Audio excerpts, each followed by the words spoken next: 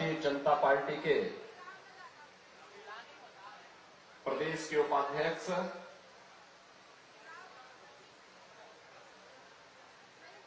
विधान परिषद सदस्य और पूर्व सांसद श्री पदम सिंह चौधरी जी,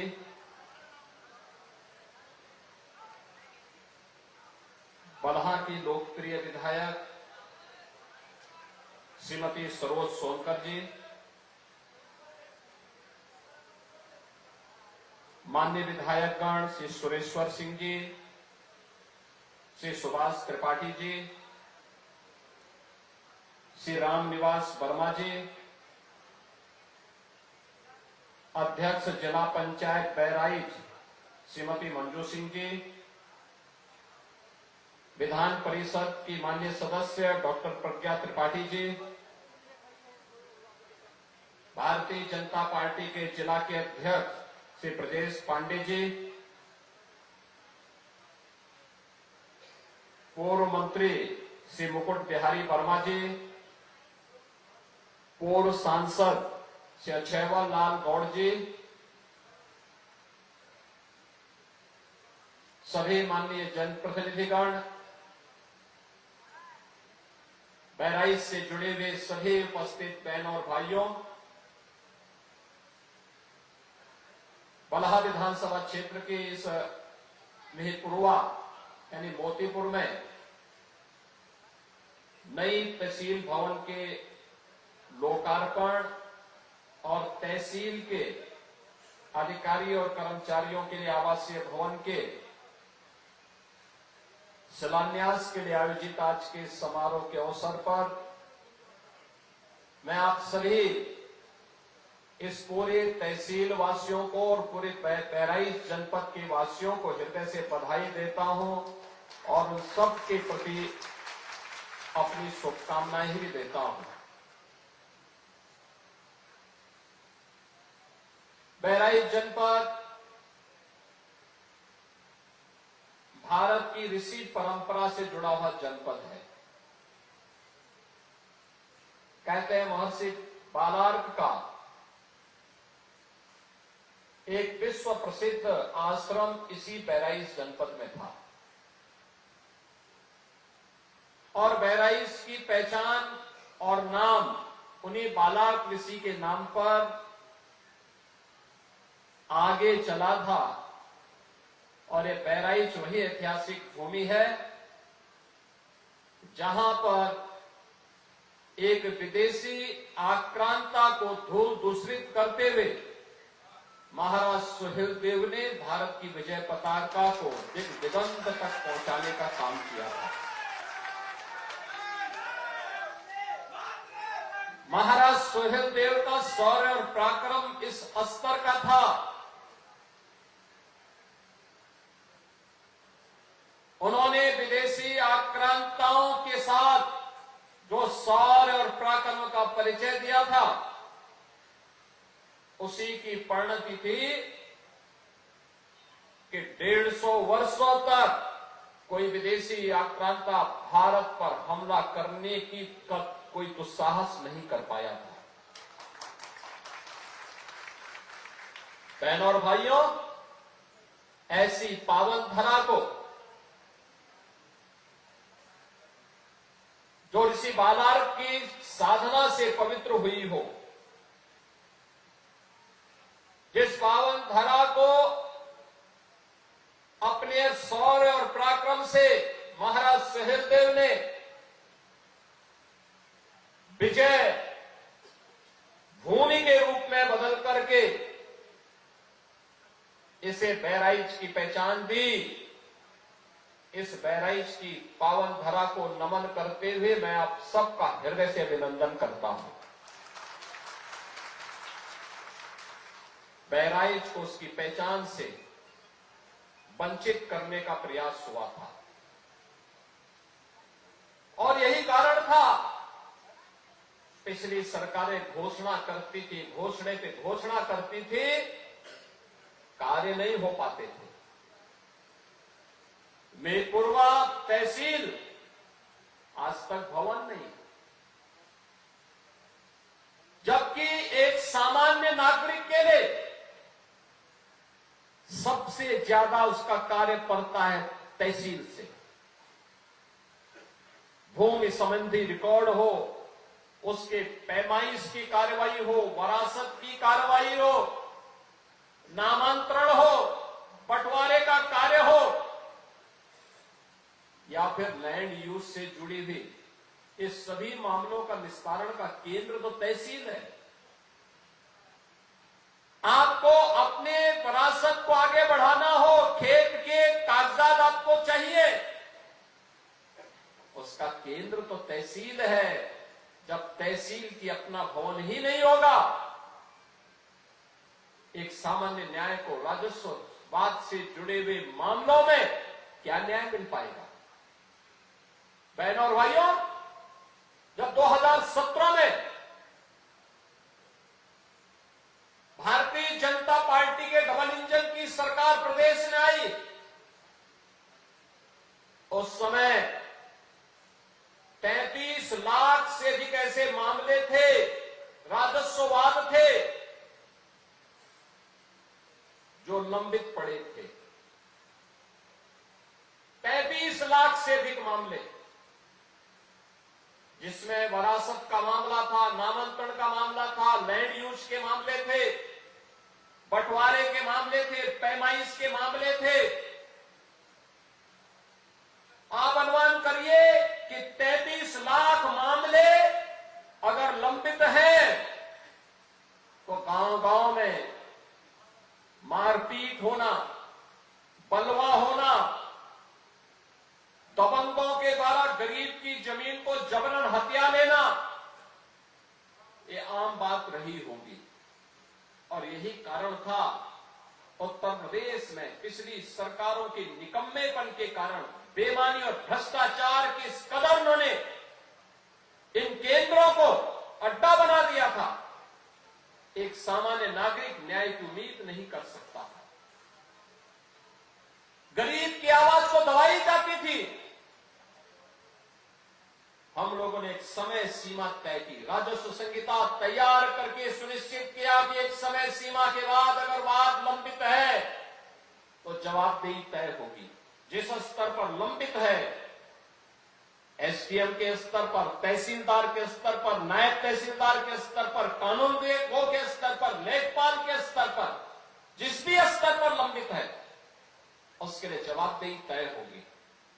और परिणाम है कि हम लोगों ने इस दौरान 33 लाख मामलों का निस्तारण करके गरीब को न्याय दिलाने का काम किया है, और उसके साथ सरकार खड़ी रही है। सरकार की कार्रवाई का परिणाम है कि एंटी भूमाफिया टास्क फोर्स के माध्यम से 64,000 एकड़ लैंड को अवैध कब्जे से मुक्त कराने का काम भी किया गया।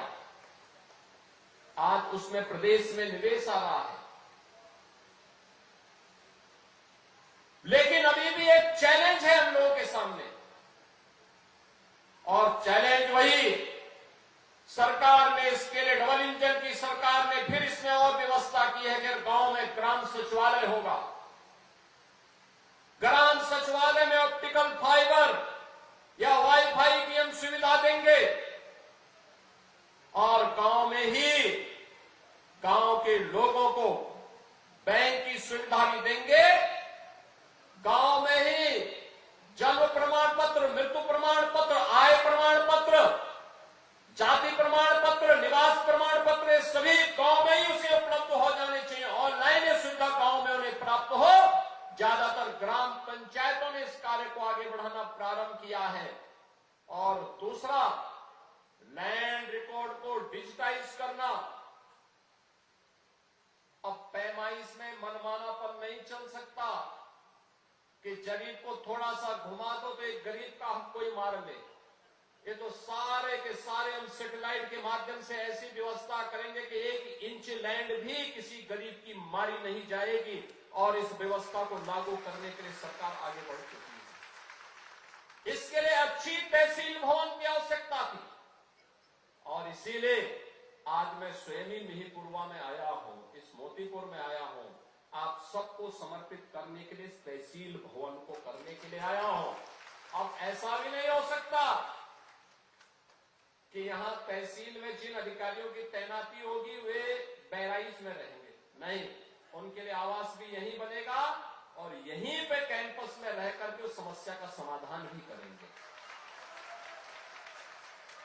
हमने पहले ही कह रखा है, जहां तहसील है, जहां ब्लॉक है, जहां थाना है, जहां सर्किल है, वहां के अधिकारी वहीं पे रहें, रात्रि निवास वहीं पर करें, क्योंकि बहानेबाजी नहीं चल सकती और वहीं पर रहने के लिए उन्हें कहा गया है।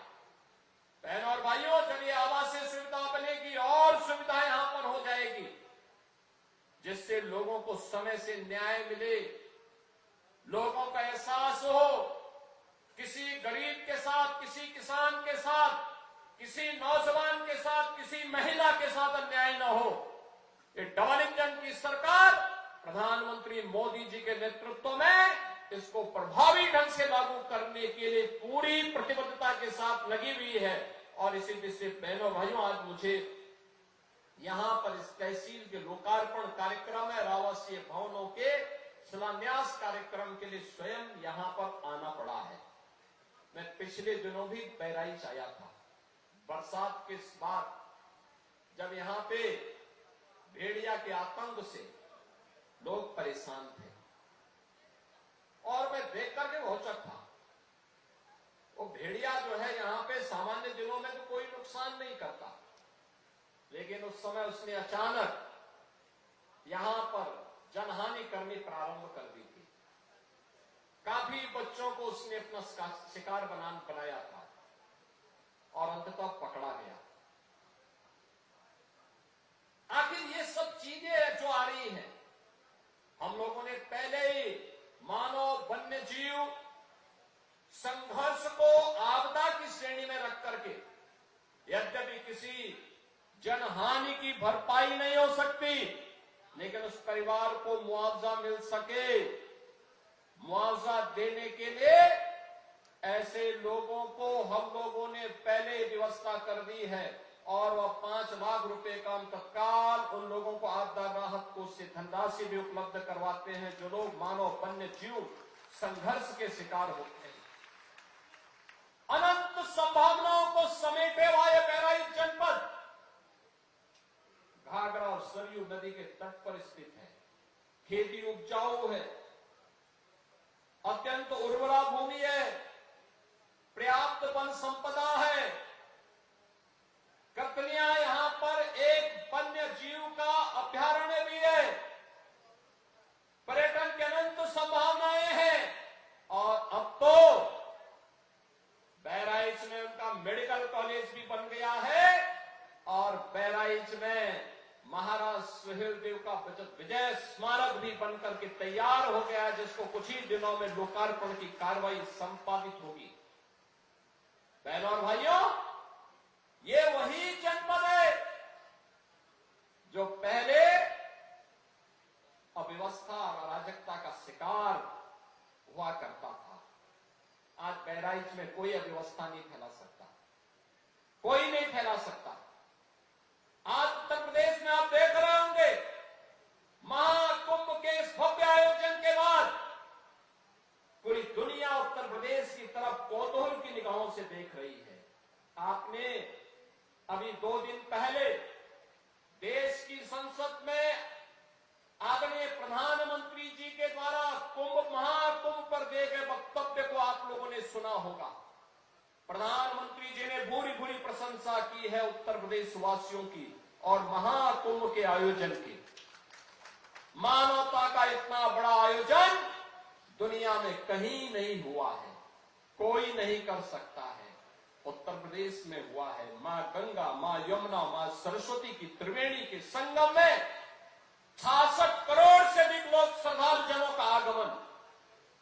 ये भारत की महान सनातन संस्कृति की योग गाथा को अनंत काल तक गाने के लिए आने वाली पीढ़ी को विरासत के रूप में छोड़ चुकी है और उसी परंपरा का एहसास कराने के लिए आज मैं आपके पास आया हूं।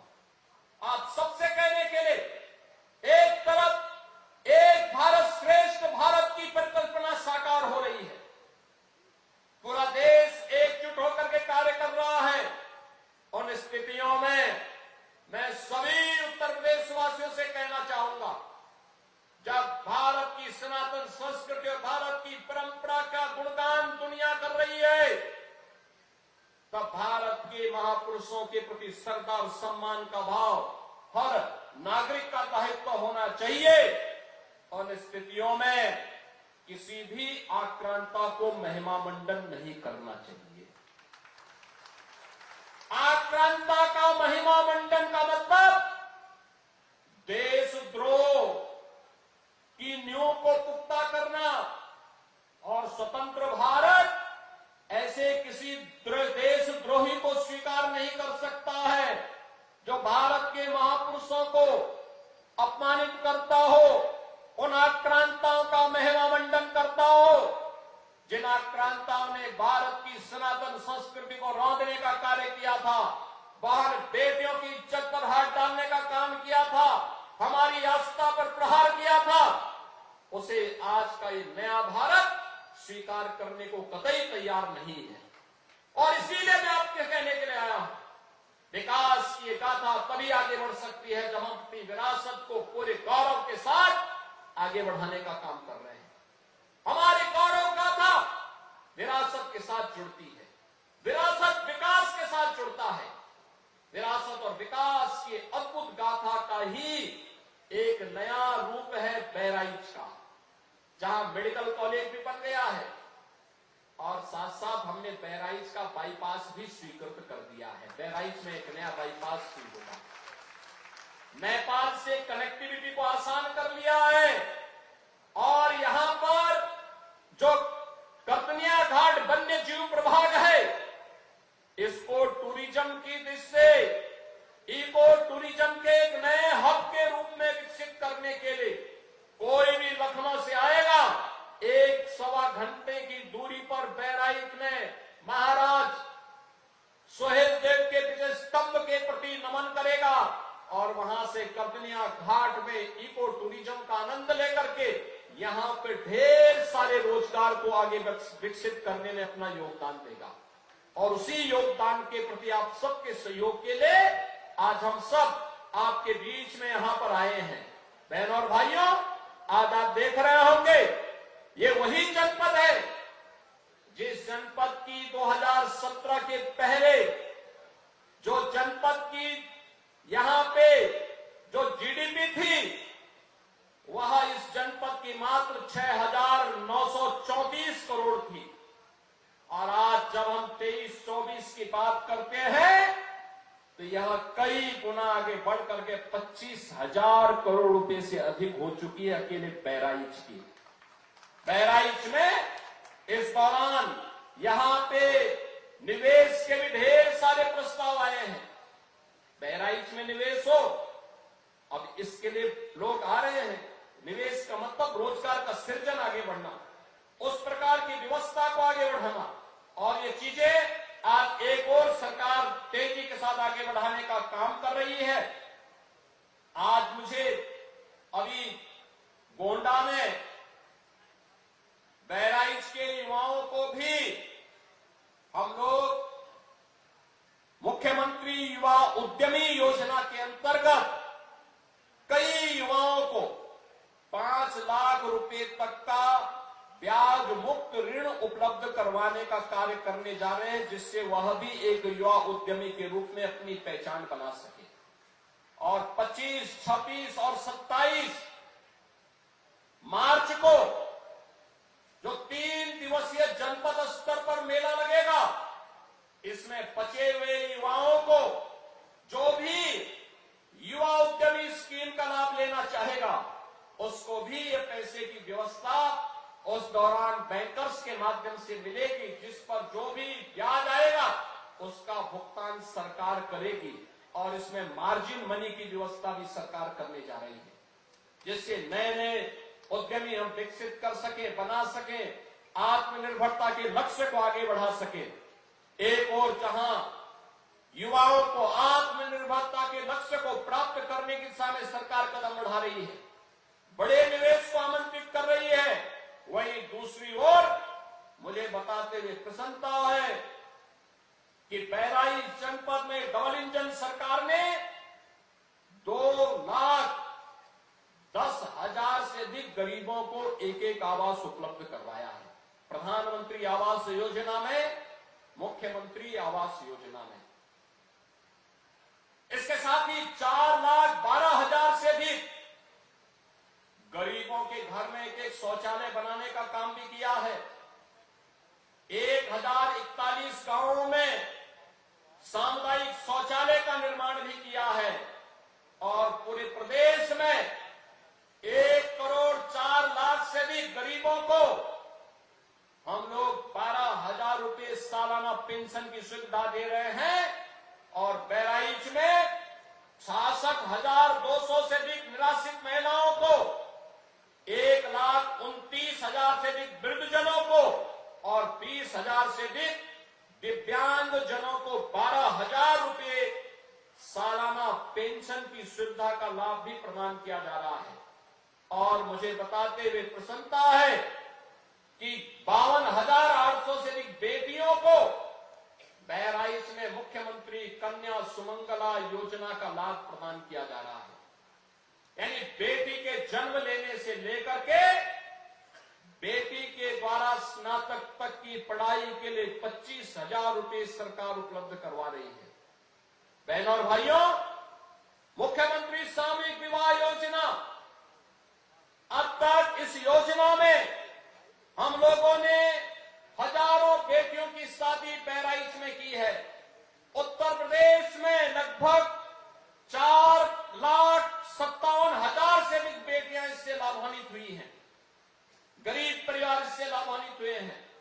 हम अब तक राशि देते थे 51,000 और अब सरकार ने तय किया है 1 अप्रैल से जब नया वित्तीय वर्ष प्रारंभ होगा तो इस नए वित्तीय वर्ष में 51,000 की राशि को बढ़ा करके मुख्यमंत्री सामूहिक विवाह योजना में 1 लाख हम करने जा रहे हैं। बेटी की शादी के लिए सरकार 1 लाख रुपए की सहायता देने जा रही है।